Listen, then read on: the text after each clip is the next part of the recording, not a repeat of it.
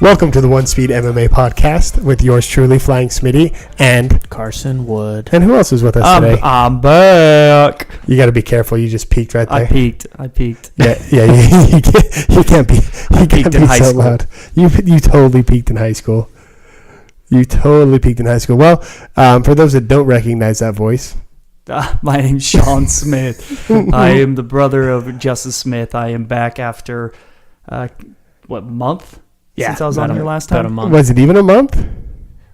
About 3 weeks ago. About 3 weeks ago. We had to talk yeah. about the case of John Jones. I think there was 1 week off without you, and then you were right back on. There were two. No, there were two. No. There was only one. There's one. He's right. We had the mummy guard. The mummy guard. And then you had the one last week. Yeah, he's right. No, it's true. Albuquerque. What's in the water in Albuquerque? What is guys? in the water in Albuquerque? Make sure you listen. There's a lot of weird stuff happening in Albuquerque. For I am the mayor of Albuquerque. It's a little Simpsons reference for you guys. I never really watched Simpsons. Don't tell anybody. Because I'm considered a heretic. People always shun me. Matt Groening is going to find you. Who? Exactly. The creator. Who? Matt Groening? The grand creator. Doesn't Mike Judge do that? Doesn't he have a part in it? My name is Judge.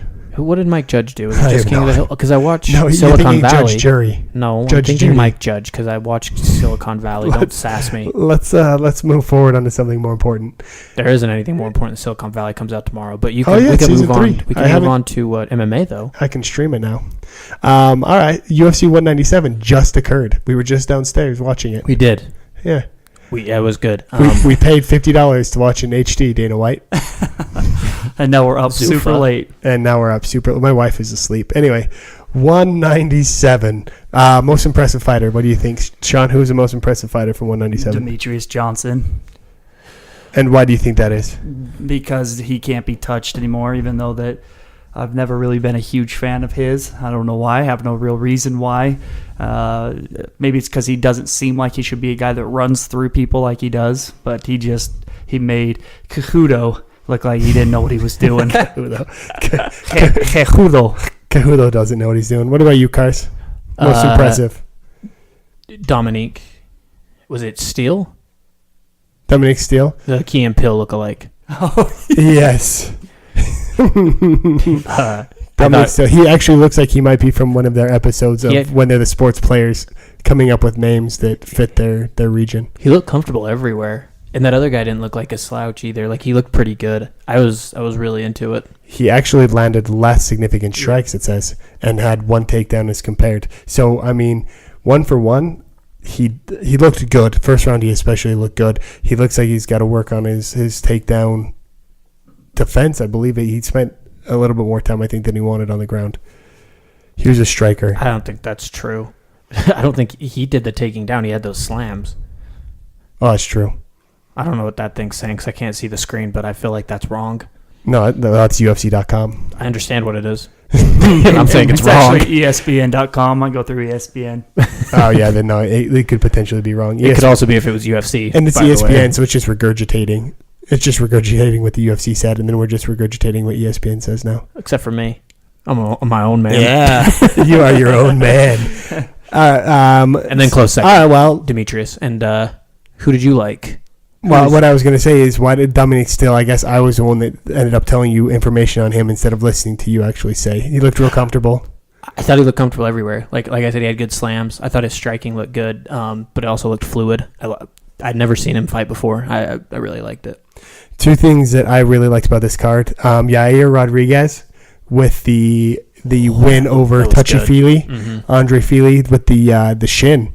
He timed it perfectly. It kind of looked like one of those Michael Bisping situations where Michael Bisping was worried about his mouth guard. It looked like Andre Feely was worried about an eye poke. But you have to defend yourself at all times as he continued to touch his eye. Yair took that as the opportunity that he needed to just throw a perfectly timed leg kick to the head, and he just took him out. He was done, fell right back, and that was the end of it. He looked really good. His striking looked crisp. All credit to Andre Feely. He looked really good as well. Not quite as on point as Yair, but Yair, a lot of people saw that coming, and he wasn't a name I was necessarily familiar with, but I definitely will remember him. A lot of people want him in the top 10 or the top 15 now. So very exciting. And then The biggest thing that I was happy about was actually will you go back down? I got to see this guy's name here. Walter Harris beating Cody East. I kind of wanted Cody East to lose. The looking for a fight candidates aren't doing very well. Randy Brown just lost on the last card. Sage Northcutt is lost. Cody East is now lost. It's the new EA Sports cover. Yeah, but apparently Dana is not picking them very well. Or Wheaties. And most of them are set up against someone that they should beat. Or Wheaties. Who else was on Wheaties? Just one. It was just Anthony Pettis. And I say. actually think he won immediately after being on that and against Benson and then ended up losing. So what do we think about John Jones's performance? I think it goes exactly what Karson said last time I was on the show, which was 2 times ago. If you didn't hear it, go back and listen to it. Yeah, go back and listen to it. And he came back in. He was rusty. I don't know if ring rust exists. Dominic Cruz. Dominator Cruz. But I think it's exactly what DC didn't want. I think Karson hit the nail right on the head. That this was the best thing for John Jones, the worst thing for DC, because now John Jones knows that he has a lot more to do before he can get in the ring with DC and feel comfortable to win. A lot of it you could tell was due to OSP not having or kind of gassing out in the championship rounds, but you could just see John Jones gaining confidence the longer that he was in there, just kind of shaking the rust off. Shake it up. But the thing is I think he's usually used to doing a lot of coke and street racing before, and so he couldn't really get it. Yeah, he couldn't really get into the mindset that he needed to be in. He had to do it all natural this time. No, he had, like Shawn just said, I agree. He definitely looked, even going into the 4th round, he looked like he was sure of himself. He knew he was going to fight, but he knew he wasn't where he needed to be. John Jones is probably one of the most insecure, greatest of all times that there is. So it's really interesting to see him criticize himself and his fighting style when not only did he win, he hasn't been in the ring for a year and he didn't look bad, definitely robotic.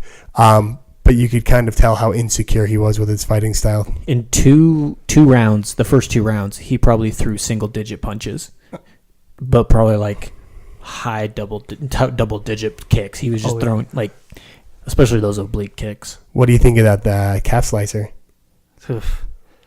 Nothing would frustrate me more if I was an MMA fighter than getting kicked in the calf. Yeah. Quotations. I don't know I'm doing quotations, front kick straight to the knee.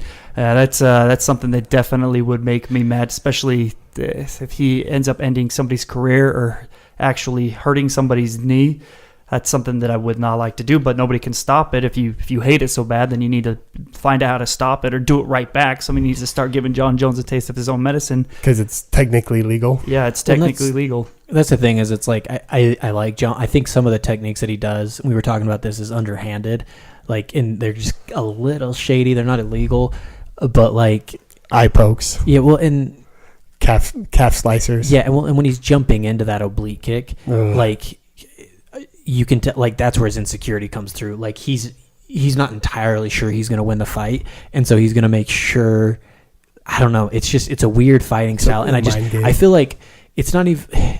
This is stupid to say in a fight, like to say what's okay and what's not, but like almost like as honor is to not destroy somebody's career by blowing out a knee. I would hope that you would do it, but I mean, again, it's a fight, so I guess they've set the rules up and he's doing everything inside of it, and he's not necessarily a cheater. But are you guys more confident about the DC Jones fight now?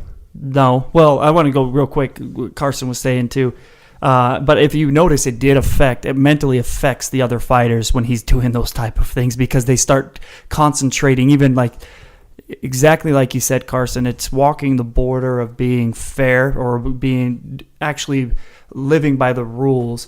And the fighters change their mentality as he's poking them in the eyes, as he's kicking their knee. Has John Jones ever lived by the rules? No way. He's street racing. I'll bet he street raced all the way to the fight tonight. He did. But OSP... TMZ's got it. Yeah. He kept having to go from southpaw to just a normal stance because he's so worried about that kick coming into his knee. You can't race on the strip. Well, you can drive drunk on this. If you're Jones, you race anywhere. For pinks. Yeah. No, it's like the elbows that cut and stuff. Again, it's all legal. It's just a little underhanded. I would throw elbows like that. I'm a big proponent of soccer kicks. Sure, like which we've discussed. Which is silly because you're for fighters' protection and then want soccer kicks, which would clearly do the most damage. But that's okay. But no, it's not even just those. It's like a conundrum.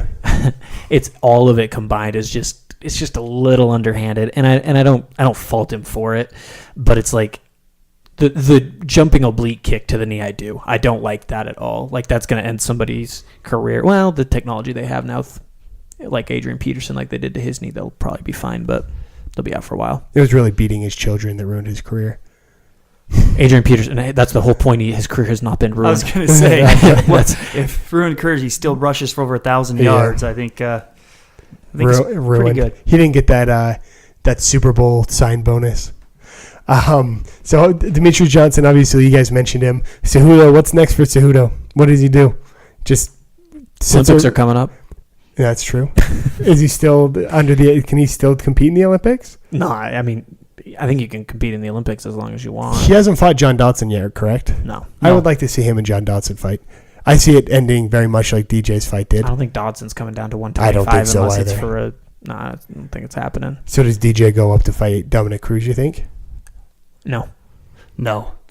They're talking on Twitter about him staying there and fighting for the record, the Anderson Silva most title defense record, and I think he's pretty close now. I think he's only 1 or 2 off. I would like to see him and Cruz fight again. I would love to see that. 2 super quick guys. What is the record for the title defenses? I think 9. I think it's 9. John Jones has it, and he was going for the sole record, wasn't it? He got his 9th one tonight. So he might be. Well, that wasn't a defense, though, right? No, it was a defense. That was his win streak, but he hasn't actually defended his title. He just got the title tonight. No, you're right. So it was the 8th defense. Sorry, I counted his Dominator Cruz fight. He lost that one, and I saw the belt symbol and got ahead of myself. You can't do that. Yeah, can't do it. Measure twice, cut once, you know? Yeah. We're all about being correct. I just measured once and then... If there's one thing on this show that we never do, we are never wrong about anything, ever. Yeah. Northern and Southern Ireland. Except for last week when we said that that Anthony Pettis finished who with the liver kick? Anthony Pettis finished Joe Lozon. It was a head kick. Donald Cerrone. We said it was Joe Lozon last week. Yeah, it was actually Donald Cerrone. Yeah, that was a liver kick. Last week I also said, not the Dos Anjos. No, Junior Dos Santos fight. I called him Junior Dos Anjos accidentally. And then we also named our episode the Zombie Guard or the Mummy Guard, and we called it the Zombie Guard on the cast. I'm cool with either. Yeah, I'm cool with not that it matters, but all of the times that we've been wrong.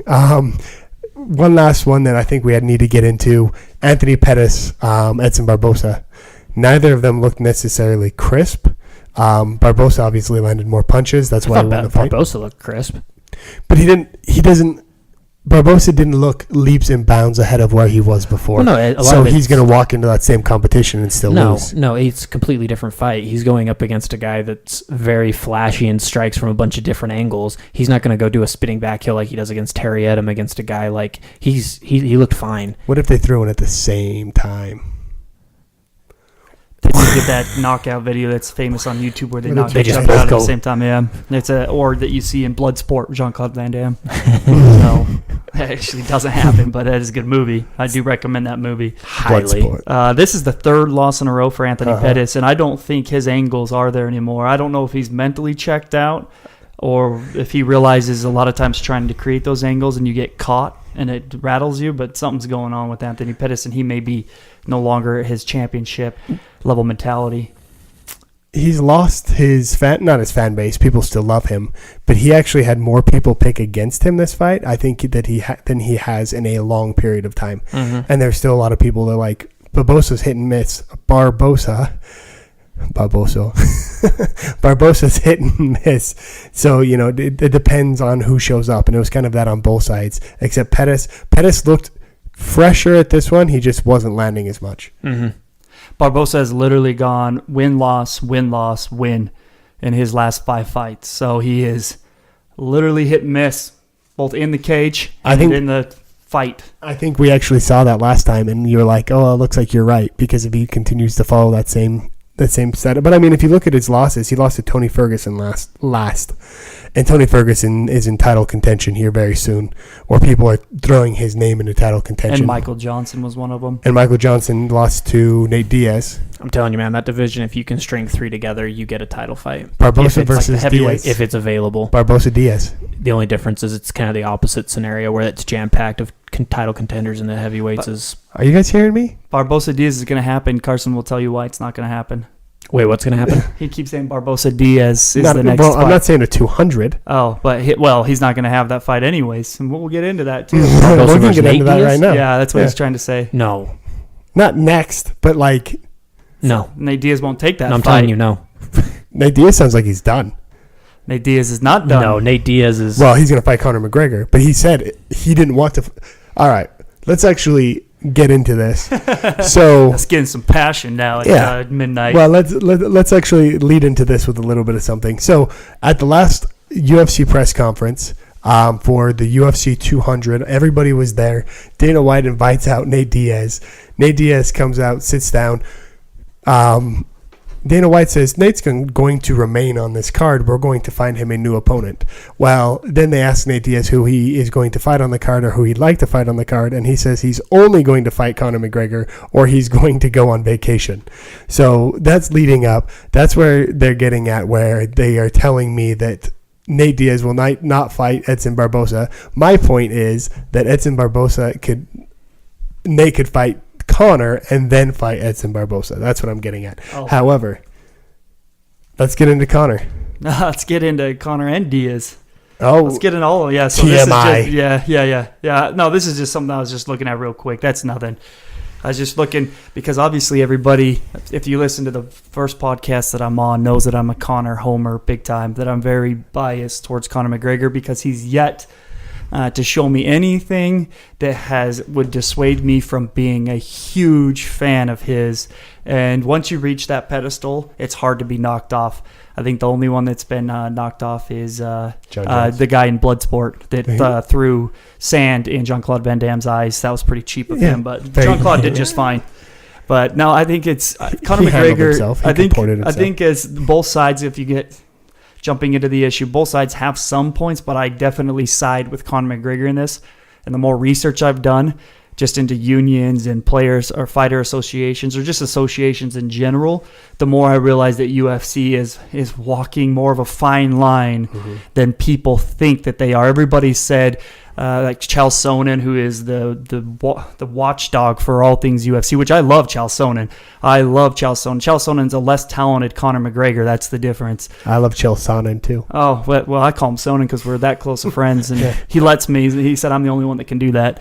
So, but the UFC is very, very powerful right now, but everybody needs to remember not to compare the UFC to the NFL or to the MLB or the NBA or the MLS. What did I call soccer? MLS, you're fine. Soccer. Yeah. Let's not get into unions yet. We are going to discuss that. Oh, okay. But let's actually talk Conor first. Oh, okay. So I pretty much side with everybody in this but him, which is weird because I like what he's doing for possibly fighters getting more power. I think you just need to show up to the show, though. I mean, but then on top of that, like, I'm okay with what the UFC is doing too. But what they did wrong though is Dana was like, well, it's not fair to everybody else. The stupidest comment, they didn't check with anybody. They didn't check with Nate to see what he was going to do. They didn't check with the other fighters to see how they felt about it. What he should have said was, you know what, to us, it's important that Conor's here. We don't care if it's important to the fans. We don't care if it's important to the fighters. We wanted him here, and he wasn't. And so we exercised our right that we wanted to maintain control. So it's like they handled it a little more stupid than they probably could have. But, like, other than that, I think they're completely in the right here. My irritation is just exactly what Shawn said and what we discussed actually earlier downstairs was that everyone else that's done something anywhere near contrary to the UFC has used them as a sacrificial lamb. Like, they shouldn't have been doing this anyway, and they are taking a pay cut, or they we're going to make them look bad. Nate Diaz doesn't sell pay-per-views. Nick Diaz can't just do what he wants. Frankie Edgar, life isn't fair. Frankie Edgar's a great fighter, but we got to give people the fights they want to see. Like, all of these things that are just completely not fair to all of these excellent fighters. And then Conor McGregor's like, hey, I'm not showing up. I'm not going to do anything. And he's like, me and Conor still have a great relationship. Conor needs to show up to these things, but he's not full on like being like, Conor is in the wrong and we are putting our foot down and we don't care who you are. I mean, to a point they are, but they're still pussyfooting it and being like, well, things are still fine with us and Conor. Everything's going to be fine. He's still going to fight with us. Where usually they put their foot down and they're like, if he doesn't play by the rules, he's not going to fight here anymore. He can go fight somewhere else. You're going to say something. Yeah. I was like, whoa. Yeah. He might try. I mean, he's that in love with himself. But no, but I actually side with Conor. And it's interesting. One of the things we brought up was, and I think I'm clever about, I got to quit hitting my headphones here, is the UFC civil war, where you've got two sides of this, where you've got a large amount of fighters that are for Conor and a large amount of fighters that are for, the UFC and the company way of looking at things. Yeah, so I think that it's funny because guys like Chael Sonnen, Chael Sonnen, bad boy. He's the first one to come out. Conor, well, not the first one, but he's one. He was very outspoken on you gotta show up. You gotta show up. And he blinked first. Conor blinked first, or he bet against the wrong person. And I don't think it's over yet. I disagree with Chael. I think that this just begun. I think this is going to maybe it won't happen from this episode, but the fighters are finally starting to see the UFC's greed. The UFC's greed, and that's what it is to me. The fighters are starting to realize that they really do. At this point, it was the fighters weren't big enough names, and they're starting to become bigger than the sport and bigger than the UFC themselves. And I agree that the UFC is saying, hey, we built this organization. You're only here because of us. I agree, but hey, isn't that what the English said to the colonies? And it didn't work out too well for the English. Zing. Tell that to Jamestown. Yeah, they had to consume themselves. I mean, in reality, the colonies wouldn't have been built if it wasn't for England, right? And the support of England. But there comes a time when they start taking too much, and they're taking from the wrong guy. And you throw those Reebok uniforms right into the Boston taxation Bay. Without representation. You tax them on Reeboks and you make them lose their sponsors, and the colonies begin to get a little bit mad, and they're going to kill you Christmas Eve when they cross that river. Are you threatening Dana? Is the FBI going to bust no, in yeah, here? no, unless well, it's not even Christmas Eve, but when that time comes around. Oh, yeah. We'll do see we have to put blood above our doors or anything? Sheep's blood, or no, we good? No, we're not going biblical on this one. But it'll be biblical. I think in this case, what bugs me... God's recognized gods. God's recognized gods. What bugs... I don't know. It's too late for Justin right now. I don't know what he's saying. God, that's Conor McGregor. Oh, yeah, you're right. God's He's talking about his homeboy gods. Jesus. Yeah. I see. Cool. Okay. Come on, guys. Him and Jesus are cool. I got you. But the difference is here is Chael Sonnen was definitely only a promoter. His talent level was good, but it wasn't the level of fights he was getting in. He knew that. However, Conor McGregor isn't that person. I think that's what Chael Sonnen wants him to be, but he's not that. The UFC wants that type of a person, but he's not. Conor's there for wins, and that's what he put on his Facebook. And I said this before it came out on his Facebook, that he knows that his promoting is already done. If you get a fight and you put Conor on there, it's there. What's going to hurt that?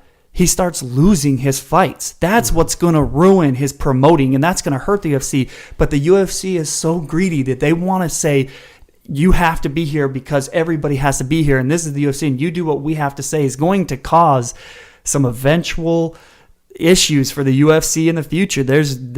I'm calling it right now, and one day we can come back to this podcast. This is the spark. It may not be for years, but this is the spark that's going to change UFC forever, because they're going to become, there's going to be some rivals that come, not Bellator, I'm talking about some associations, things like that. However, still fist fights. What I wanted to just kind of make a point of is Conor McGregor is not every other fighter. I know that you want to be You want him to conform to what's the guy, Cody East? Was that his name? You want him to have to go to the press conferences just like Cody East. But he's not that. That's not him. I don't think you're talking about Cody East. What was the guy's name that you were saying you're happy he lost? Oh, yeah, that was Cody East. Yeah, Cody East. But you know why I was happy he lost? Well, no, that's not my point. My point is that he's not that guy, right? He's not some nobody that's just coming in. He is Conor McGregor. You do need to treat him differently. I hate to say it, you don't treat everybody the same. You have to treat it differently. And when Conor needs to train and when Conor wants to win, you need to. You want to know my favorite part about all of this? What? Conor comes out with a statement on Facebook in the morning on Thursday or Friday, whatever day it was. Not about the money? No, well, no. He's done all of these things. It was actually kind of I like the statement. However, when you come out 6 hours later with a tweet that says your move, that means the UFC hasn't been in contact with you. That's almost like texting an ex-girlfriend and being like, you did all of these things wrong. You haven't texted me back. You know what I mean? Like, and so to me, it's like the UFC is sticking to their guns, and they're like, you know what? You had until midnight this night. It's going to be done. Now I think they bite the bullet and they lose a bunch of money, and no matter what happens, they don't put them on 200. That's how I feel about it. I think it goes back to the UFC. I don't think is sticking to their guns. It goes right back to your original point that they're treating this differently when they ask about Conor. No, I don't mean that. I mean in this specific situation, they're going to stick to their guns and not put him on 200. Well, they told him if he contacts us by midnight, so they did change. So they removed him from the card, and then they came back and said, well, if he contacts us by midnight, then maybe we'll put him back on. And that's when Conor. I mean, you don't have to have direct contact. They were contacting each other through every social media outsource possible. The UFC was in contact with his management, but not Conor himself. Well, they had fighters speaking. They had press release. Dana would come out. They were speaking to each other. Our day and age, you don't need direct contact. I mean, how many ex-disgruntled girlfriends and boyfriends do you see do Facebook posts that are no names involved in the post, but you know exactly who the post is directed to? They call it vague booking and sub tweets. Yeah, so the UFC was definitely going towards Conor, and Conor is also not backing down. So I agree, again, I disagree with Chell. I think this just is really beginning. I think UFC's trying to be really soft with it, and they're trying to say, hey, he's still our buddy, he's still our friend, but Conor's not saying, hey, they're my buddy, they're my friend. And this, even if they get back through a contract and Conor starts fighting, this has forever. His girlfriend just cheated on him, right? They might get back together, but there will always be that issue now of, hey, trust. It happened once, it's going to happen again. Yep. They'll do it to me in a heartbeat. So I think this changes everything. John Jones is ready, as I was saying, to jump ship. Anthony Pettis was talking about how he did the right thing. Roy McDonald was talking about how he did the right thing. There are a lot of... Shane Carwin. Dan the Beast Severin was talking about how he did the right thing. I think he just wants a job. I think he would do anything the UFC said. But there are going to be a lot more fighters that will finally start saying, you know what, we're sick of this. We are sick of it. But I think this is just it had to happen to the right guy at the right time and for the right reason. It couldn't be for a suspension because you hit a pregnant woman with your car. It couldn't be because you beat your girlfriend. Yeah. It couldn't be because of any type of power grab because of that, because the UFC looks right. It has to be for something that seems like both sides have an argument, because when both sides seem to have an argument, now you realize there's a disconnect between the fighters and the UFC, and how do you fix it? I love transition into. Go ahead, Karson. Well, I was going to just say my whole thing is they. Fighters need to stop doing favors for the UFC. 100%. Like that way, there's no like the UFC saying, oh well, or like they're just taking advantage of fighters like Conor taking all these fights on short notice, which. To his credit, he's doing it for people that are coming to see him, and I really respect that. That's really awesome. But I mean, at the same time, like you've got to show up to the presser, because that's kind of how he made his names in kind of selling fights, right? Like, who wanted this fight before it was made? Nobody. And who wanted it at Conor 170? Forced it, yeah. Who wanted it at 170? Yeah, Conor. And so he came to the UFC, and the UFC bent over backwards for him. They made it happen. They gave it to him at 200. They gave it to him for coming out with the new venue. They made him the headlining fight. They gave it to him at 170. They gave him Nate Diaz. They gave him everything that he wanted. And then he was like, well, I've done favors for you. Well, now they've done favors for him. And so now they're like, and then he decides that he doesn't want to show up to it to a certain extent. And then all of a sudden we have all these fans like crying about it, when in reality, nobody wanted this fight anyways. And it's more crying about like, you don't get what you wanted. And people are just like jumping all over. And I think it does, like you said, it sparks a discussion that we're going to have. And I'm kind of excited about that. Cause like I said, what I hope is that fighters get more pull. And they should get paid for promoting, just like they did in boxing. Yeah, I'm fine with that. And we can get in more into that too. They should probably get for press releases. But then, I mean, what do you do if they can't show up and there's like something like their wife's pregnant or there's somebody in their family's having tough. Hey, Jose Aldo flew that back the next day. Well, for I'm just saying, like, wedding. when they start getting into injuries, then you're going to get a lot of people like, and maybe this is a very weird scenario that's not going to happen, but like all at the same time, we're not going to pay you because you didn't promote the fight. Well, I had such and such thing come up, I couldn't, and now the UFC again looks like the bad guy for not paying for the promotion. The interesting thing to me is how many fans there are that hate how the UFC runs things, and then all of a sudden they come out in something like this and they're like, Conor's completely incorrect. Like, he's polarizing in one way or the other, which is awesome for the sport and awesome for fighters and awesome for the future. But it's very interesting how many disgruntled people that there are. And I commented on this on Twitter. I said, you have a very loved fighter going against a what did I say? Anyway, going against it doesn't matter, a likable company, not even likable, a dealt with company, and leadership that's unliked. So you have a company that people don't necessarily like, that they're already disgruntled with, against the fighter that they love. And I think there's more people that are going to go against the UFC just because they don't want them to have as much control as they do, than that you're going to see go with Conor just because it's Conor. I agree with that. And I think the point is, when you're a polarizing person, that means you made it. That means you made it. If you're loved and hate, you made it. Kobe Bryant is hate and love at the same time. You made it. Depending on who you are. Dallas Cowboys, love and hate. What was the quote you just told me? Or was it Jay-Z? He says, I'd rather be overpaid than underrated. I'd rather be overpaid than I like that. But also, Karson, to answer your question, I think that you're right, that there has to be, what if you don't show up to promotion? And that comes with, in essence, a collective bargaining type atmosphere. I mean, with a collective bargaining, what you're doing is just sitting down at the table, and right now the contracts are a lot more lopsided. That's the problem, is UFC controls the contracts. They control what happens. So there's no real give and take. So if you don't show up, who gets in trouble? You do. Right, the fighter does. If you don't do this, who gets in trouble? I mean, there's only one person that can get in trouble at this point between this relationship, and that's the fighters, not the UFC. The way that their contracts are set up, because they have so much. No, the UFC. You don't think the UFC can get in trouble if they have a venue that's expecting a fighter to come? If they don't have a network that's expecting a fighter to come, and then they just don't show up? But venue takes that money no matter what. Well, but you're seeing it differently. You're saying the venue takes the money no matter what. I'm talking about fighters here. So you're talking about a third party relationship contract. I'm talking about the contract between the fighters and the UFC. In that contract itself, the UFC controls the power. If you're talking about the UFC and eventually Madison Square Garden, now there's a contract where both sides come in with some form of power. Well, I'm just saying, like... And there are consequences. What I'm saying is, though, like, even right now, if the UFC has an agreement with a specific facility, and they're like, well, yeah, we're going to come, I'm just saying they can get in trouble for having a fighter not show up right now. Why couldn't they? Because they pay the money. So Who pays the money? What are you talking about? The UFC. They pay the money no matter what. Pays the money to the event no matter what. Whoever shows up, shows up. So they rent out Madison Square Garden. Madison Square Garden's paid no matter what. So I don't think I understand your argument. No, I'm saying, like, for promotion. So if they if they're saying, okay, we're going to have a show on Fox, Conor's going to be here, you guys get a live telecast it, and that's great.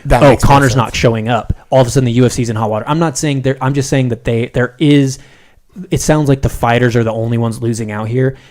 And typically, yes. If they can pull the numbers that they've promised, they can lose sponsorships. In this specific scenario, I think that they could also get in hot water. So they also have a leg to stand on there. But what you're talking about, though, is we're bringing more people to the table and giving the fighters more checks and balances for the UFC, if I'm understanding you correctly. Yeah, so there has to be, the fighters don't have power, and a lot of this jumping now in a little bit, I mean, we've been dancing around it and dancing we can move inside the topic itself, but yeah, we'll go right into it now. The fighters themselves, because they're independent contractors and because they they all come from their fight camps. You had the Black Zillions, you have Alpha Male, you have these small camps, and they hate each other. They hate the Black Zillions, they hate Alpha Male, they hate everybody.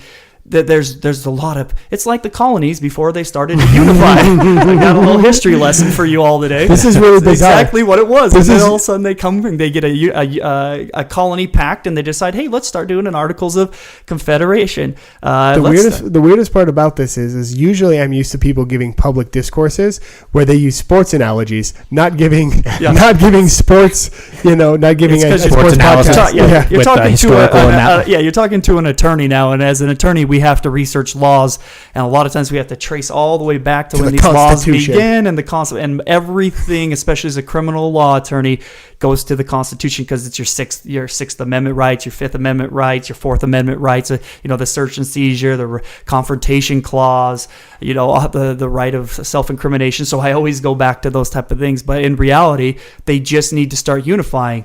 And because they aren't unified, divide and conquer. The UFC's been dividing and conquering this whole time. They've been able to keep the power on their side of the court this whole time. And I think finally fighters have always wanted it, but yet it's the moment you start to rise up, they would push you down. Right now, they're gonna have the Boston Tea Party with all that was my Irish accent, by the way, for all of the Irish listeners. I apologize. Fred. And I give you permission to punch me right in the stomach if you ever come visit here. He's a police out. We got an Irish listener named Fred, and he's a cop out there. Yeah, so Fred, you can punch me. I give you permission. In the stomach, you said, though, Fred. In the stomach, not in the face. Got to protect the moneymaker. Below the neck, above the belt, please. Yeah. But that's the problem. And now all of a sudden, I think what it was is there was nobody powerful enough. As soon as they started to raise any type of issues, the UFC cut them, or they're so scared to raise issues because they had to eat every day that they wouldn't say a word. Now you have fighters that are bigger, that transcend the UFC. In my opinion, Conor McGregor is the first to completely transcend the UFC, to not do anything wrong, but in essence is starting to get punished. Is what it is. He's kicked off a card for something that contractually, I agree with you, Karson. Contractually, I'm sure Conor McGregor violated the terms of his contract, right? It sounds like he didn't. It sounds like what happened is we're putting $10 million towards this. We need you to be there. It has to be part of the contract. No, if it wasn't, this would be the first argument I'd raise if I was Conor McGregor. One of the questions during the press conference, the guy goes, so does that mean that he's in breach of contract? And Dana essentially said yes. And then he's like, so is it like a punishment going to ensue, is what he's implying. And Dana was like, come on. Like, we're not going to punish him for not coming. Like, he's already off the card. But, like, he's not going to get paid. He's going to lose $10 million no matter what. This is our fighter that we want to work with. We're not going to try to sue him for breach of contract. Shut up. And then that was, I think, the last question from that guy. But which is the first time Dana's ever done something like that. Where he's like, we're all right with it. In support of that and only that, I've never heard anything of the UFC actually suing a fighter for missing weight or PED use or breach of any kind of breach of contract. I'm talking about Dana being nonchalant with a fighter completely going against a UFC standard. Yeah, that's what I mean. He has, like, when they've pinged for drugs and stuff, and people are like, "You guys need to come down on them harder." And he's like, "I'm not going to take a guy's livelihood, man." Well, yeah, that's for the commission. Let's talk. I'm talking about a specific promotion issue. When the UFC fighter's like, I'm not going to show up, he freaks out. If they do something that makes the UFC lose money, and it seems like direct rebellion against a UFC power move, Dana White flips his switch, and that's when you see his Bostonian come out. That's when he swears and calls women girl dogs, and that's when he loses it, and you see Dana White's colors. We haven't seen that for a while for Dana. I mean, it seems like it was more. However, the UFC is finally profitable. I mean, in 2013, when they signed CM Punk at the end of the year, they were losing money, and then last year, 2015 15 and 16, they actually started to make a whole bunch of money. Yeah, we'll see him. We'll see CM Punk in You can't 3 see me. years now. You can't see me. I don't know what that's all about, but I think he had something to say about all this too. I can't remember. He said he was going to retire too. Yeah, he said that's right. Nate Diaz said he was going to retire as well. There's a lot of people. I liked his tweet. It was pretty funny. You want to know the best part about all this, and then we'll get back to unions.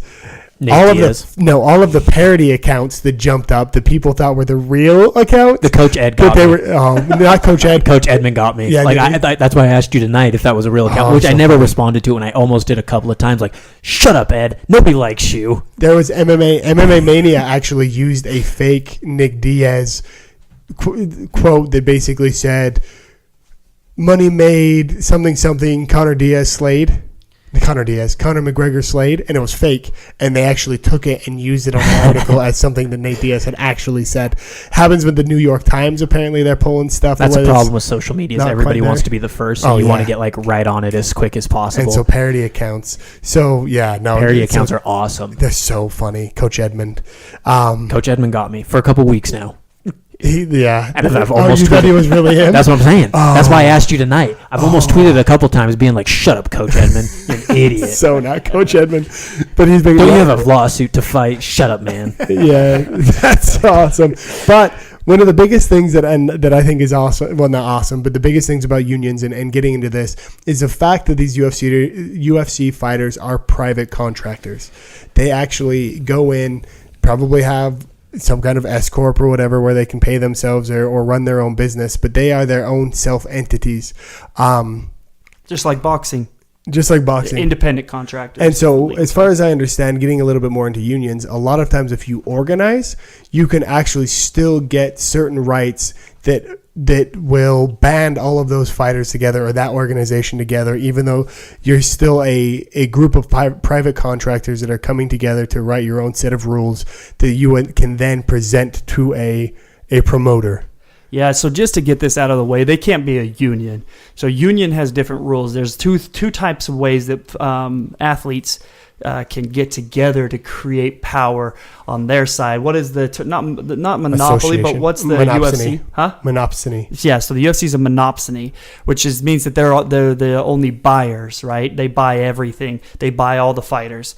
So a union itself, you have to be an employee. You can't be an independent contractor. So if you're an employee, you unionize, and there's a lot of pros and cons to unions, and I'm actually pretty against my own personal philosophy is more or less union, and that's going to be where I grew up. I'm more conservative with certain things, but you and Connor. Me and Connor, yeah, definitely Connor. I think Connor would be more union. But there's some reasons that unions can be bad, like hairstylists. I hope you don't have any hairstylist fans here, but I mean they're a union. Well, we don't now. Yeah, you're about. They all went to what's his face that's on the UFC TV.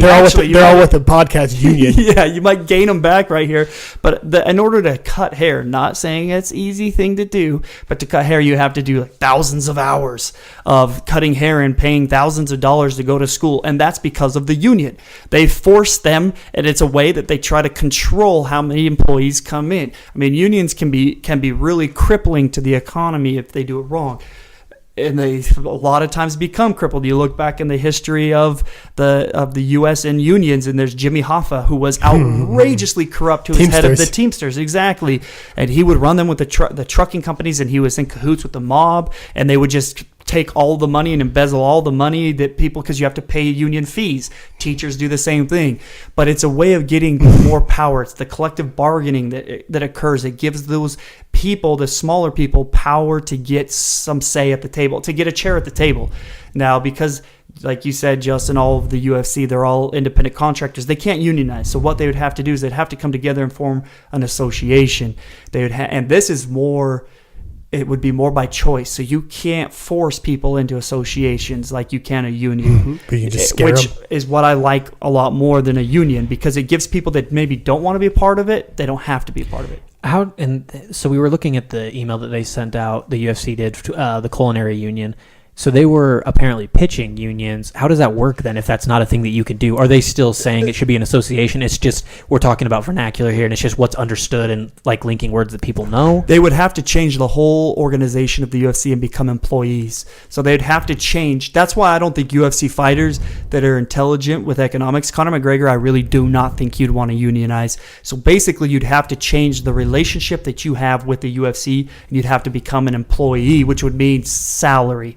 You would no longer be paid per fight. You would just be paid a salary type of a thing. That's just one of the different dynamics. So like NFL players that are paid $24 million a year salary. Yeah, that's why they can unionize. That's why sense. they have unions. So you would have to change it. But the problem is with the NFL, they have teams, right? They don't have teams. That's why boxing doesn't have a union, because at this point, there's no real logical way of creating a union. You can't make employees. It can't happen. What about weight classes? If it was divided up by weight classes instead of teams? If you just did weight classes and you may all became employees of the UFC? Well, I mean, like as far as like, how do the teams like factor into it? Oh, just because they're divided. So they're independent owners, and then they have an owners union. Oh, you wouldn't have independent owners of divisions. That's dumb. Yeah, so you'd have to have independent. I don't think I haven't thought about it enough, Karson, but I don't think it would work the way you couldn't structure it to mimic or mirror the NFL. It just doesn't work that way. So again, it's more, they're just using terms that people know, but it would have to essentially be an association with its current formation. Yeah. Because without employees, you can't unionize. Which I like more anyways, because it gives more freedom to everybody. You don't have to, in essence, you're going to eventually feel obligated to join. Once it's created and it has some bite to it, and it's not just a bark, there's a lot of new up-and-comers that will feel obligated to join. However, like boxing, going back the sport history, like I always talk about history and law, it's a big deal to look back and see history, and you have to find laws when you're making arguments that seem to be new arguments. You have to try to find a situation, a court hearing, a court case is what we call them, that mirrors what you're trying to say the most. And so the closest sport to the UFC is boxing. And back in 1921, they created a UFC type of the national, or it's I got to look at it now, and I didn't pull it up, but it's the most popular. And but this is when we need Europeans on here. WBCA? WBA. Yeah, the WBA was the first to be created, and it was the first organization. And that, in my opinion, they would be like the UFC. The women were the first to do it there? What's that? Nothing. The women? Women's Boxing Association. Yeah, the Women's Boxing Association. I wanted to know more about the BA. Yeah, Women's Boxing. And then Rocky Marciano won the belt for the women's, and it really created a lot of issues there. That's why Raging Bull, he earned the nickname. But then years later, I think it was 68 is what I said earlier, right? The second one was joined. So currently, you have four really large, or the four big organizations in boxing, and they each have their own belts, their own weight classes, and everything. So the UFC right now, I think, is walking on thin ice. I really do believe it, and that the fighters can get together if they have the right people. That have John Jones. Together. What do you say? Yeah. And they could have a theme song. They can have all of that fun stuff. They could have their mascot, which could be a drunken-looking guy with a black eye that punches women. If you want to do the domestic violence side of some of these guys, which would be horrible. I want to put that out there real quick so you guys don't lose all of your listeners completely. That was a joke. It was a bad joke. No women listen to our podcast anymore. Yeah, okay. Yeah. Everyone else knows that we joke. I'm gonna have a whole lot of lawsuits against me. That's slander. Yeah. But I don't even remember. Oh, so these fighters get together, they can create their own belts, and they can start competing with the UFC and switch it to the way the boxing is done, which carries its own issues too. But it will definitely hurt the UFC and put power back give power to the fighters. So let's get this into hypotheticals. So right now, the best thing that could possibly be happening are the contract negotiations happening between Bellator, UFC, ONE FC, and all of the rest of them that are happening. Because the more organizations you have that have money to be able to pay these fighters, the more likely fighters are to feel like they actually have an opportunity to go somewhere else. Yeah, that's why the UFC hurries and buys everybody up. That's why John Finch is suing the UFC for being a monopoly, right? And in essence, they are a monopoly. However, John Finch they haven't found the right way of going about it. Strikeforce was bought up. WEC was bought up. Pride was bought up. And then all the actual mixed martial arts promotions that they're also buying up, like the Eddie Bravo Invitational they're having tomorrow. Like, they're starting to not only get over mixed martial arts, the sport, every mixed martial arts sport as well. They're getting into every one of those. One of the most interesting things after having this conversation that I think the UFC didn't buy Strikeforce until Bellator started to come in. Mm-hmm. So they actually could go to courts and go to the U.S. government and say, we're not a monopoly because, look, they're over there. Yeah, and then they ended up buying out Strikeforce after saying that people could fight both in Strikeforce and Bellator at that time. So they actually needed, and Dana actually says this, like, we need those other organizations. Like, those other organizations are great for us to find new talent and different things like that. And to buy later. Yeah, exactly. Well, I don't think they're going to ever buy Bellator. We can't take a risk on every fighter. No, they'll buy Bellator once the next one pops up. Yeah, they'll buy it once especially if the fighters really do decide to create an association. It will change everything. Bellator, I don't think. I think there's too many employees right now. Well, no, too many. What's that? Employees. Or there's too many fighters. Well, and the thing is that you buy it up and you can. But they're all the castaways. So you have Tito Ortiz, Rampage Jackson. You're just gonna cut them. You're gonna buy and cut them. That's like you're not gonna buy it. I don't think the UFC wants the WWF.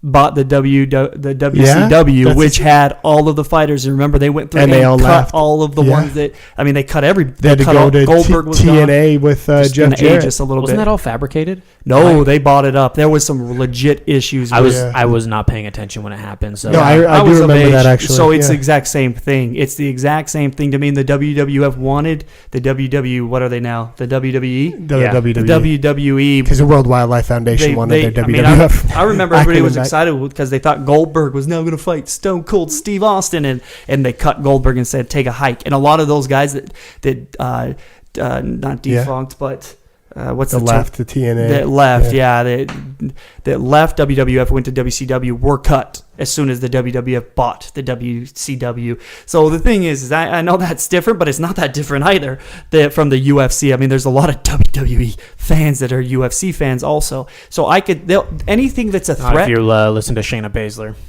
I don't know. No, just go on. I'm sorry. Well, anything that's a threat you buy. So if Bellator becomes a legitimate threat, which they are not at this moment, if they became one, they'd buy it. If they never become one, they don't care. Okay, so what steps would it take for the UFC fighters to actually start to form an association? Well, funny you should ask, because I found out today that John Finch, Vanderlei Silva, a couple of those guys already started one.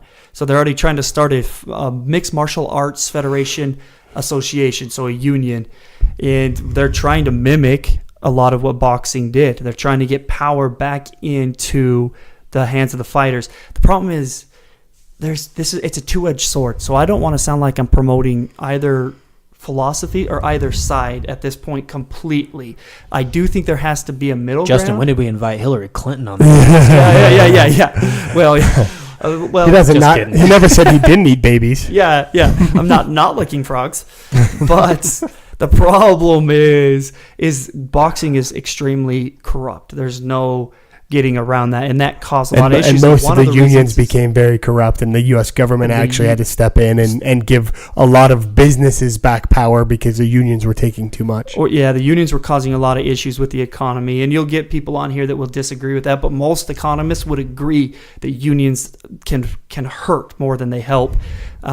Anyway, but the biggest problem is the fighters have almost too much power. I mean, Floyd Mayweather, how long was he dancing around fighting Manny Pacquiao because he didn't have to take the fight? And everybody's trying to throw money at him. I'm sure when they finally took the fight, Mayweather called every shot there was when it came to the terms of that fight. That's why it fell off the first time, right? Because the promotions couldn't come to the table on who was gonna get more of the cut. Yeah, I think they're offering Pacquiao like 10, 15, 20% of, and Mayweather was taking the rest, which I get because Money Mayweather, he really was a big draw. I don't know why, because when I'd watch his fights, I'd get frustrated that I paid any money to watch him fight.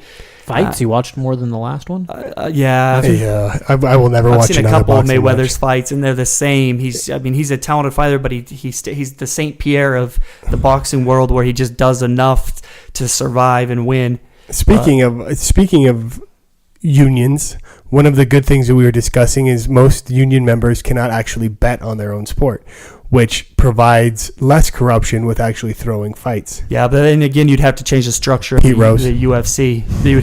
And but the thing is anyway, yeah, that's true. But if this association, I'm not saying this one either, because Conor would have to jump on board with these guys, and I don't know if Conor's going to jump on board unless they've already created a lot of structure. But the big name fighters have to eventually come together. He wouldn't anyway, though. I don't think he would either. Look at the last tweet that he's put before and that's what we were talking about before. He made $400 million. Which of you all up there, you're going to say you want more equalized pay? Well, of this panel of people, which of them up there brought the company $400 million in 8 months? And none of them can say that. So who does he think that they should have equalized pay with him? No, he doesn't. So, well, Fighters Association is not equalized pay. That's more union. That'd be more union based. So Fighters Association is just protecting your rights to promote. It's protecting your rights of training time. So basically what you'd be getting together, you'd sit down with all the fighters and say, what is most important to us? And you'd have to have Conor, in a way, Conor would have to, if he was there, would have to say, hey, you, no name, I'm Conor McGregor. You're not going to get the same money. If you do what I do, you can get the same money. However, there are some things that we agree on that we can all agree on. For example, I need to train. You need to train. We all need to train. The UFC can't come in here and tell us that we have to, at any drop of the hat, show up on their doorstep in New York and do a song and dance for them.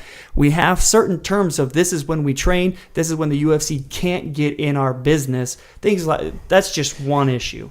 So going counterpoint with your Conor saying, hey, when was the last time you guys made $400 million in 8 months? The interesting thing about that is Conor's very Irish driven, and a lot of what I've learned talking to our Irish fans about culture is very much taking care of your own and giving back to those people that have helped you get to where you're at, and taking everything that he said about helping people make more money. I'm now making everyone more money just by being who I am. I think he actually does want all of the UFC fighters to make more money. And I think he looks at his team, especially the Artem Lobovs, who shouldn't be in the UFC, Gunnar Nelson, who absolutely should and should probably be getting paid more money. And I think he wants all of them to make more money. And I think he's willing to do what it takes to at least support his own. Now, the organization as a whole, maybe not. But I think that he's a lot more. I think he likes making all of his money, but I honestly think that he has the best interest of not, especially his fight team, but most of the other maybe not all of the other fighters, but other fighters in the UFC to make more money. Well, if you look at boxing, the no-namers make more money than the namers. I just created that term in the UFC. There's more money, and the reason why is more money's going to the actual fighter than it is to the promoter. And the UFC is a promoter. That's who they would be. They're like we are teasing about earlier, and you were right. Don King's the Dana White. But Dana White is a promoter for the UFC. He's not a promoter for the fighters. That's why the UFC makes more money than the fighters, because the promoter's for them, right? For the organization itself. Once you start getting it to where the fighters have some more leverage, and if they were to create more belts and different to make the promotions bid for them or have their own promoters, that's when more money is funneled to them. So in reality, it's better for the fighters. If they want more money, they've got to band together a lot more than they are and start saying, hey, you need to start fighting to get us at your venue or on your pay-per-view. And if you want us on it, what are you willing to pay our fighters to get on there? Again, there's going to be corruption issues on that side, because if Conor McGregor's the main draw, Conor McGregor can make, and the Fred's going to love it, but maybe other countries won't love it, but he could do it almost on all Irish card. If you want Conor McGregor, then you're doing an all Irish card. And there are some great Irish fighters, but there's, that may not be a big draw for some people. They want to see Conor, and that's who they want to see. And the Brazilians are all kicked out. The Brazilians even worse, because Jose Aldo might do an all Brazilian card, and they'll all pull out of the fight and nobody shows up. The two countries that will do an all blank card are the most nationalistic. It's going to be Ireland and Brazil. Yeah. They love Brazil themselves doesn't have any money to so pay much. their own fighters. Which I love the Ireland, because we've got the Irish heritage, but it's true. It's true. It's just because I'm biased. That's why I'm not okay with it. But I don't get that bad taste in my mouth when it's the Irish fighters compared to Brazilian. But you're right. There's going to be issues. However, the fighters are now learning. What it comes down to is if Conor wants to train and not have to go do a dog and pony show, he's got to unify with other fighters. Can we just agree that we'll go back to the unions. I'm sorry. I was just going to say, I meant to talk about this too, but like, it's stupid on both parts that Conor's training this far out and can't be bothered, and that the UFC is promoting it this far out. Like, I understand what they're doing, and I know that they cut their shows back because they're trying to build everything up for this one. But it's like, first off, it's not that big of a landmark as 100 was, like we talked about last week. And then also, you can't be bothered for a couple days. It's too far out. One, it shouldn't be promoted. It's a psychological thing. It's stupid. Well, you think about it. Why do they all have to go to New York? Why don't they say go to Madison? Prepped. What's that? They're getting Madison Square Garden prepped. They're trying to get that shit be their next big show. Well, I mean, but still, go to Iceland then. UFC. If you want Conor McGregor in a commercial, or if you want to interview him, go to Iceland. If you're going to go to Stockton, they very well might have. They would have known beforehand. But if they would have known, they had this planned, millions of dollars set up before, and so. I don't mean to be a UFC apologist because I have a lot of problems with them.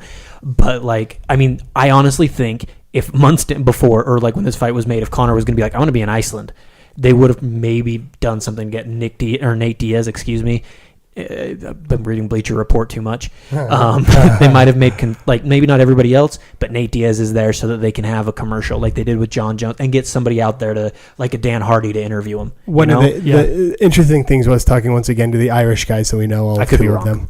They mentioned that they're going through Stockton, but that Nate Diaz doesn't have to go to Ireland. They would have been there.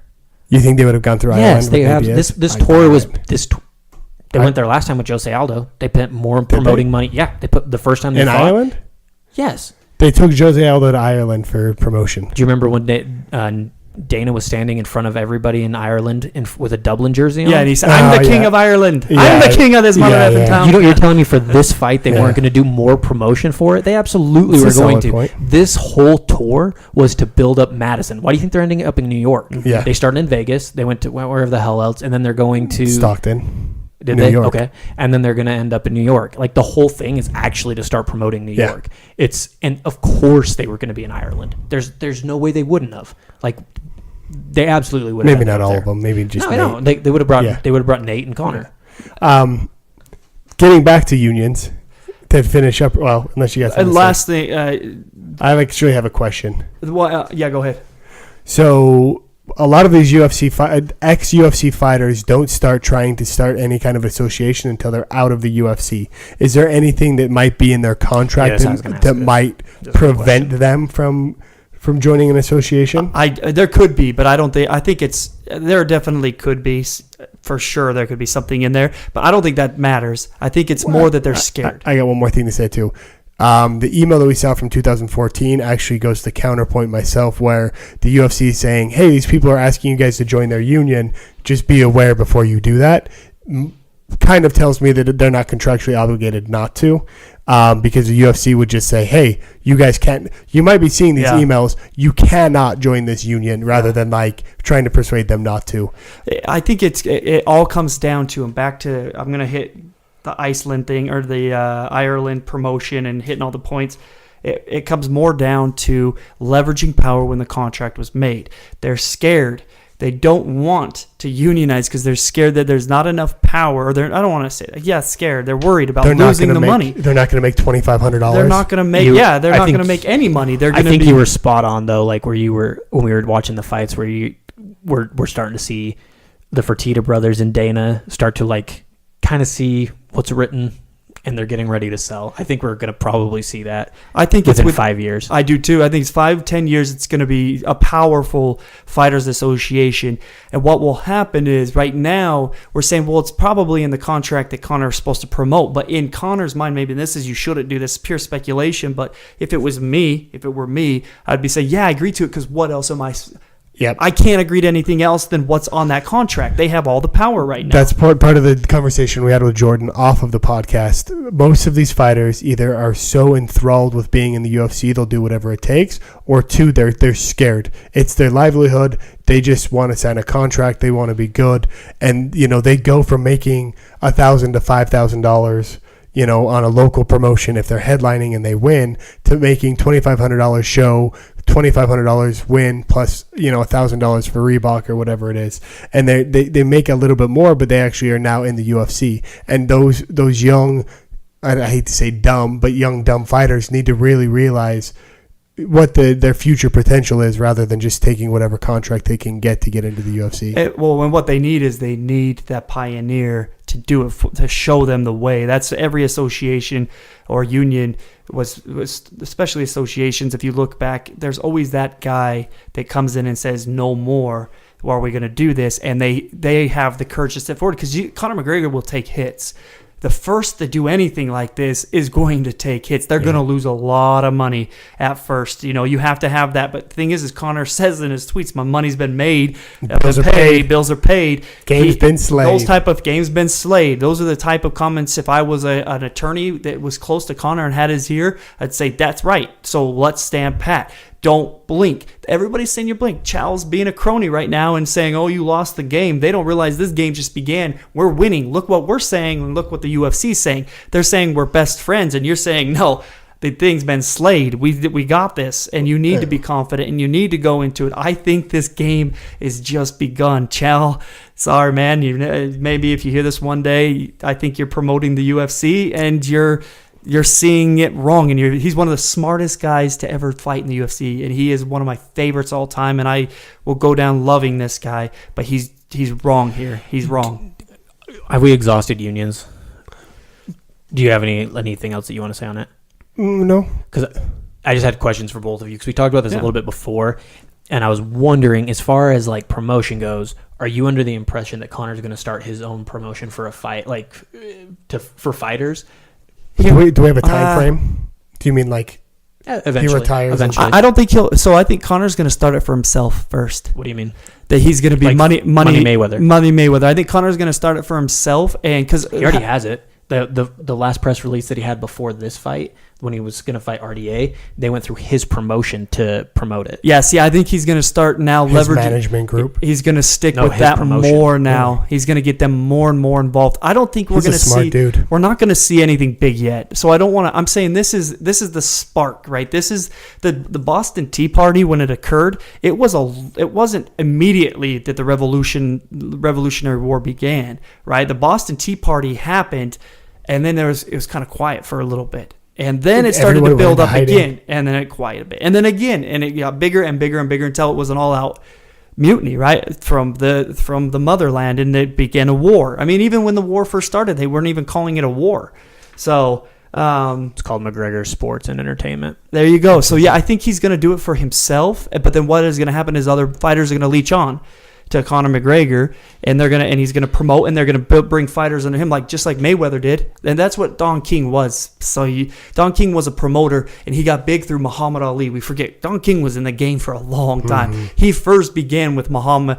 He didn't first begin with Muhammad Ali. Put him on the map, but Muhammad Ali, and then he branched through each fighter and brought them all under his little, his promotion, and all the way down to Mike Tyson, and then still after, I think the guy's still promoting. And everyone hates him now. Yeah, everybody, because he was a crook, is why he stole a lot of people's money. He killed the guy for crying out loud. Suge Knight sounds like Suge Knight. Yeah, exactly. So that's what Dr. Dre had to do, right? He broke off. So if Conor gets corrupt, then people will break off. But I think he's probably going to start, but it won't be big. We won't see something big yet. We'll just see things like that where he will start involving his own people more and start promoting like Mayweather.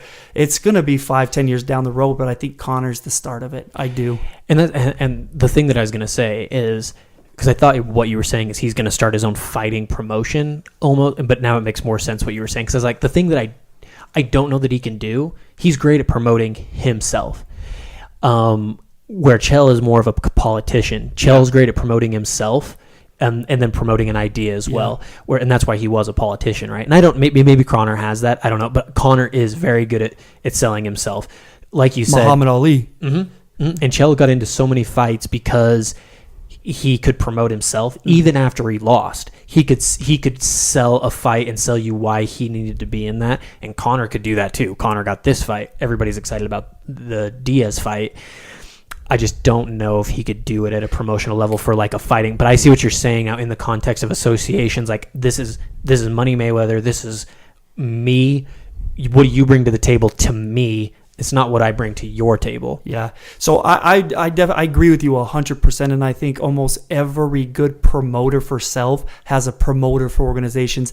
As much as I dislike Don King, if you go back to the old promoting Don King with Muhammad Ali, it was they were magic. They really were magic together. And I hate to say it, but go back and listen to those press conferences with Don King would get up and be promoting like, this is the Thrilla in Manila, right? He's that guy that's doing the Thrilla in Manila. This is the Rumble in the Jungle. You've never seen a fight like this. And then Muhammad Ali was staring down, Joe Frazier and saying, he's scared. I'm bad. Did his whole, I'm so bad I make medicine sick. Because he's the greatest self-promoter of all. I love Muhammad Ali, and I think Conor McGregor has that capability of being the Muhammad Ali. The thing is Muhammad Ali would win. And Conor McGregor realizes that. He lost to Frazier. He lost to Frazier. No, well, but he was a winner, right? He was a winner. You'll still lose. But Conor McGregor realizes if you want to be able to sit across and say to somebody, I know you got him picked. But he's done already, and do your whole bumble float like a butterfly, sting like a bee, and everybody loving you. In order to do that, you got to win. Mm-hmm. And Conor knows you got to win. He can say all he wants and do all the talk, but in the end of the day, he doesn't want to look like Chow. Do you guys think, I was just thinking about the moves that Diaz was also making at the press conference, because he was also he's looking to make himself. The funny thing is that the UFC and Conor are on the table playing poker, and they thought Nate folded and was just waiting for the next round. And then Nate's just like, nah, I'm still betting. And he threw in that little comment that he was only going to fight Conor, which just makes more money for him. I'm wondering, I would like to see if now that he kind of has some power. Do you guys think Nate and Conor are in contact? No, I don't. You don't? I don't. I don't. I bet you they are. I maybe with that comment, maybe. Yeah. But I wonder if we could get those two, Nick and Nate, also getting their own promotion going, like that might really be the spark. Represent. Well, or John Jones. I mean, you need somebody. But John Jones a little bit less. I'm just saying, like, if we're going to get this next fight, and they're both saying this is the fight that you're going to need, but you're going to have to go through both of our promotions now. Yeah. And it might be too early for that, but if we could get them to kind of hold this off for a little bit and then build it up kind of like Manny Pacquiao. Yeah, no, I see. I think you're right. And I don't think it's too early for that. Nate, I know you're listening. Yes. The hard part about Nick and Nate is they also very much dislike the UFC. They do, which is a good thing for what Carson's saying. It's a bad thing for the UFC, but it's a great thing for everyone else. I think you're spot on. I never thought of that, Karson, and you're right. This is the perfect scenario of two fighters that couldn't give a rat's ass right now about the UFC and could do it, and the people would jump on board. And they both need that promote. If you're also listening, Conor or the Diaz brothers, we're all willing to become the Don King. We won't be crooks, but we're willing to start making it. Yeah, I don't know how. Yeah. I don't know how to be. Yeah, you got a lot. Yeah, you got a lot of religious guys in this room that don't worry about the afterlife too much to be crooks. But God's recognized. We definitely could think of some. We definitely could think of some rhymes for you and some names of fights a lot better than the UFC's been doing and promote you. But I think they find that guy. Conor McGregor finds that guy, and it's not his coach. Make money promotions. Make money. Nick money promotions. Make money. Make money promotion. Mick Money. Oh, Money. Gotcha. Yeah, I think something more notorious with his nickname Notorious. His promotion is McGregor Sports Entertainment. We got to get something better. Yeah, he'll get something flashier. Well, CSE. And it's not necessarily what the name will matter. It's what the guy's saying when he's up there. So I think that could happen. Karson, more. I think it's very interesting that pretty much all three parties, and again, we didn't see Nate's hand, and everybody thought that he had folded, and then three different entities just turned down their biggest payday ever. And that's, I think, what's honestly going to, like you said, we'll see who blinks first. I've never seen a three-way staring contest. Yeah. Gonna see what happens. And the problem is the UFC's not stupid either. And and Conor McGregor and the Diaz brothers now have or should have people sitting by their side too, saying, this is where we don't blink, or this is in this area we don't blink. Have those lawyers, have those businessmen that are sitting there saying, hey, we could lose here, but do not blink here. And the UFC saying, oh crap, we can't blink either. We start letting them promote. That's the end of the UFC. And the Fertittas need to have this illusion that they're not losing the UFC because they've got to sell it at top dollar, and they're not quite there yet. I feel like we also need to get in contact with John Jones to not be a scab. He's already talking about being on 200. Yeah, John Jones. That's what they need. They need solidarity at this point. John Jones has the power if John Jones got on board with Conor McGregor. Problem with John Jones is everybody loves him, but yet he did a lot of stupid things. So he's not. He could be so much more powerful than he is if he wasn't making such bad decisions. He's also bitter with the UFC. He's bitter. That's true. But just like the Diaz brothers. Well, the Diaz brothers, but the difference is the Diaz brothers have done nothing wrong. Well, recently, Nate Diaz has done nothing wrong but lost a fight because of and he could spin it because of the UFC's power grab. I lost a fight because of them, and I'm sick of that. I don't know. It's the UFC. I think like I've been saying for a while. We should probably wrap up here soon. We will definitely do that. They promoted 200 too big. Like, it wasn't as much of a landmark as it could have been, and now it's going to look like a huge fail if they don't make something happen. GSP doesn't show up. John Jones doesn't show up. Conor doesn't show up. Nate doesn't show up.